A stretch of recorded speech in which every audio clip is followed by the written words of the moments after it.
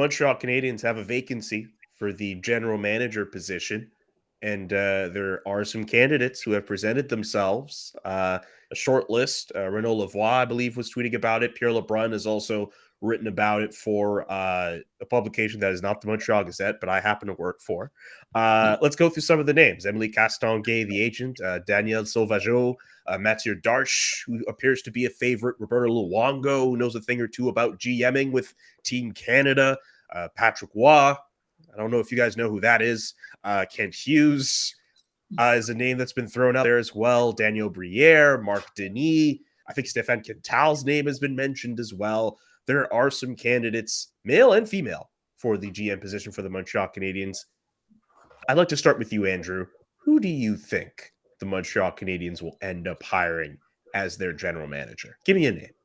I go back and forth on this because, my initial thought was Mathieu Darche. Talking to different people around the league, I think that Danny Briere has a real inside track on this because they don't need to hire somebody who can do it all, right? They already have Gorton there. What they're hiring somebody for isn't necessarily someone there to be like the prime negotiator on deals or a guy who's going to facilitate all the trades. They don't need someone like Bergevin who has the Rolodex, right?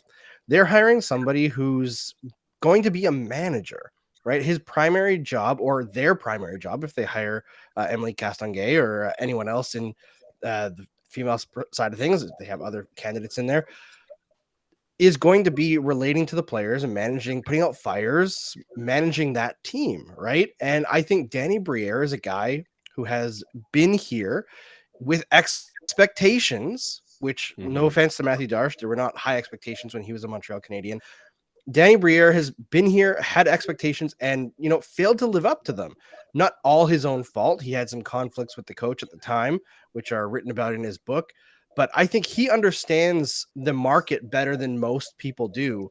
And the way that things can get twisted and the negativity can seep in. And I think you listen to players talk about being in Montreal and how everyone views it as a short-term thing, right? Like, you can go to Montreal, you might love it there, but you're not going to play your career there because eventually people are going to turn on you and the negativity is going to seep into your own mind and then you're going to want out.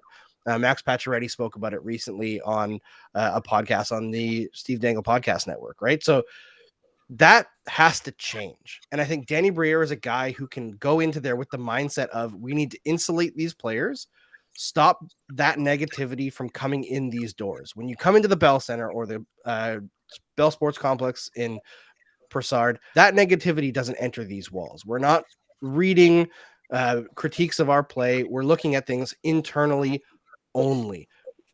Keep everything else out.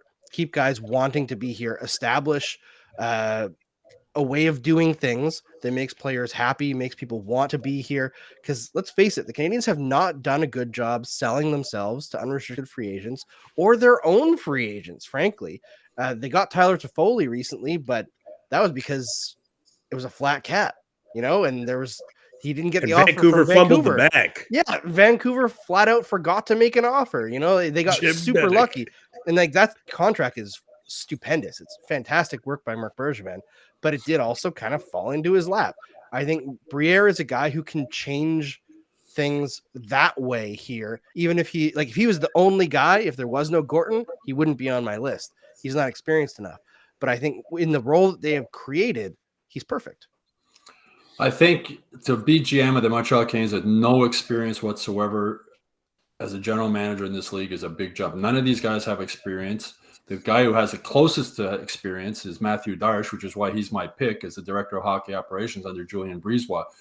To me, Danielle Briere going from an ECHL team to GM of the Canadiens is a ridiculous jump. I mean, if Gorton's just looking for somebody to do what he tells him to do and be a translator for the French media, Danielle Briere is probably his guy because they get an opportunity to be GM of the Canadiens and learn under Gorton, jumping from the ECHL. That's to me, that's crazy.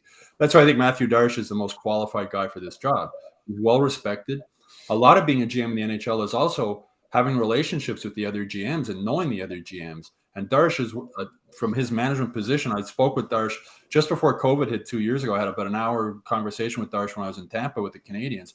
And he told me that Julian McKenzie involves him in every single thing he does. There's nothing Julian McKenzie does that Mathieu Darche isn't with him or on the line with him. He's at an up close. Like, I can't think of none of the candidates have experience as a GM, but he has a lot of experience in the last 3 years working with Julian Breezeball, who just happens to have won the last 2 Stanley Cups. He's a respected figure. He's a McGill grad. He has a business background. He worked in business after he retired, after his hockey career ended. I think he's the perfect pick. The reason he might not come here is he might want to know what his role is under Gordon. He's not going to want to just be a yes man and a translator, because he's already got a really good working relationship with Julian Breezeball. He's a really good friend of his, and I'm sure he's comfortable there. So if the offer is good and he understands that he actually will be GM and will be counted on to make decisions, I think Darsh is a guy. The other guy, I think, second, who has a really good chance, and some people might not agree, is Kent Hughes.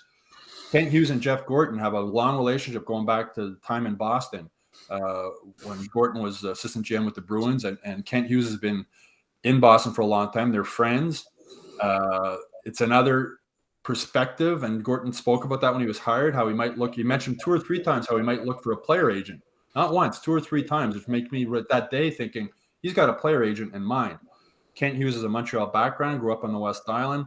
He speaks French. He went to Collège Saint-Laurent for 1 year before he went down and played in the States. And they already have a friendly relationship. And so that's why I think he has a chance. Patrick Roy, if Gorton doesn't interview Patrick Roy, he's going to get roasted, right? Patrick's going to go to the French media. They didn't even consider me. This is hell. It's going to be all over. So he's got to at least interview him. Even though he doesn't. Yes, he does. Yes, he doesn't. He doesn't have to interview Patrick Roy. Again, he's on the list. He doesn't have to. Otherwise, he's going to get roasted anyway. But do you imagine if GM, the front page of the Journal the next day is going to be Patrick Roy? They never talked to me, right? Okay. Here's the thing. I'm with you. I understand where that's coming from. But if you're trying to find the best possible candidate for the Montreal Canadiens and you feel there are other guys who are better candidates than Patrick Roy, no disrespect, you do not have to interview this guy. That being said, it looks as if he might get an interview. Maybe they are thinking of that point, but I don't even think they necessarily have to do that. If they're so worried about being portrayed in the media as like, oh, wow, they didn't interview Patrick Roy. They didn't give this guy who knows a thing or two about playing for the Canadiens a chance. Like, they don't have to. They don't want to. If you're a smart businessman, which I think Gorton is, you're going to interview anybody. And maybe Patrick Roy comes in and wows him and goes, wow, this guy isn't what I expected. That's very fair too. And maybe this guy does deserve to be considered. I don't think but if you're a good manager, you're going to interview as many people out there. There's nothing wrong, I don't think, with interviewing Patrick Roy, even if it like maybe he does come in there and surprises Gorton. The other thing, I think, last point I'll make on this, I think, and I wrote this in a column, I think at least one, if not both of the women candidates are going to be hired by the Canadiens. Jeff I think that's going to how much they need to include diversity. You look at the Maple Leafs and other teams are way ahead of the Canadiens when it comes to them. Castonguay and Sauvageau are qualified women, impressive backgrounds, both from hockey and a business standpoint. I can see one of them, probably Castonguay, being named maybe an assistant GM or something like that. And then Sauvageau being involved somehow in player development or something like that. But I think I'd be shocked if they don't hire at least one of them. And I wouldn't be surprised at all if they find positions for both of them within the hockey operations department. And, Rick. And, let's face it, there's a lot of names, a lot of speculation. There's a lot of, big question marks in this process of, okay, who are we going to bring in that's really going to be able to do the job? And more importantly, like Stu had touched on, the working relationship with Jeff Gordon is going to be critical, so they don't run into a situation where they're at loggerheads on everything they do, which is not totally unacceptable all the time. But you have to have some good cohesion and some good mindset in the way that the big decisions that are going to be made have to be, talked about, agreed upon, and something that they can live with. And, Matthew Darsh, yes, he's coming from a very good background and training with Julian Breezeball, coming off of, some good, a good situation, and a smart guy that has potential maybe to step in there and, and do the job. But again, it's all going to depend on, the relationship, working relationship, and whoever gets the job, they got their hands full. So be ready to dig in, and you're going to be a lot of growing pains to try and fix up some of these big problem areas that the Montreal Canadiens have so far.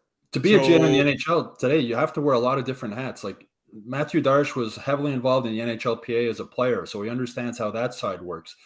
He's been very, very involved in the salary cap in Tampa, managing the salary cap, so he understands how that works. He understands contract negotiations. And I think one of the main things that Matthew Darche has that Marc Bergevin didn't have, I think, is his ability to separate business from personal. And I think that was one of the downfalls of Marc Bergevin when so many contract negotiations got personal with Pacioretty and Markov and Radulov, and you can go on with the list. And I think Matthew Darche is the kind of guy who, a little bit like Serge Savard was as GM, a guy who can separate business and the personnel side of being a GM. And I think that's a huge part in today's NHL about doing that job.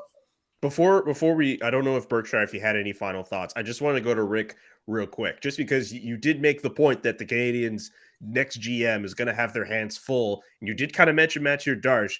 I didn't necessarily get a clear answer as to who you think was going to be GM. Are you saying that Darche is your pick? I would say that, again, taking a wild guess and looking at the names and numbers. And again, I know nothing more than hearsay. With the potential and his pedigree, if you will, Mathieu Darche has a lot of the ingredients that I think could fit the mix.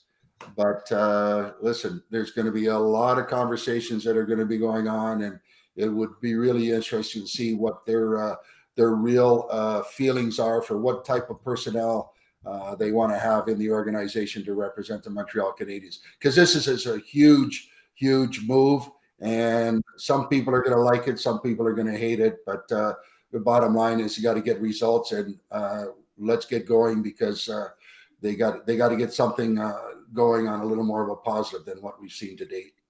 Okay, officially, I'm going to say that 2 people on the panel are picking Mathieu Darche and 1 person is picking Danielle Brier. I'll say this to Berkshire, though. You made a very good argument for Danielle Brier to be GM for the Montreal Canadiens, because I thought it was going to be Mathieu Darche. I still kind of think it's going to end up being him, but after the way you explained it, I think Danielle Brier might end up having a better chance than a lot of people might give him credit for. And that's going to do it for this bonus episode. Let us know in the comments section who you think the general manager of the Montreal Canadiens will end up being. Visit hockeyinsideout.com for our full episode, and also subscribe to the Hockey Inside Out newsletter.